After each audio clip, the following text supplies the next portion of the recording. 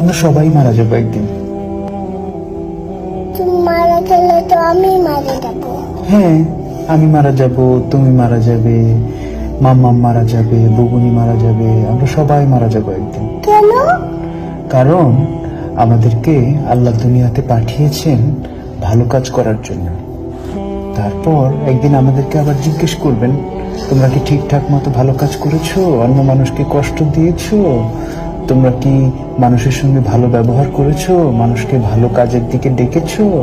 এগুলো জিজ্ঞেস করার জন্য আল্লাহ আবার আমাদেরকে আল্লাহর কাছে নিয়ে যাবে। বুঝতে পেরেছো? আল্লাহ আমাদেরকে কি জন্য বানিয়েছে? কি জন্য? আমরা যেন ভালো কাজ করি, মানুষকে কষ্ট না দিই। আল্লাহ দেখা দেয় না, আল্লাহকে দেখা দেয় না। না, আল্লাহকে দেখা যায় না। আল্লাহ ওই বলে, ওই উপরে চলে গেছে।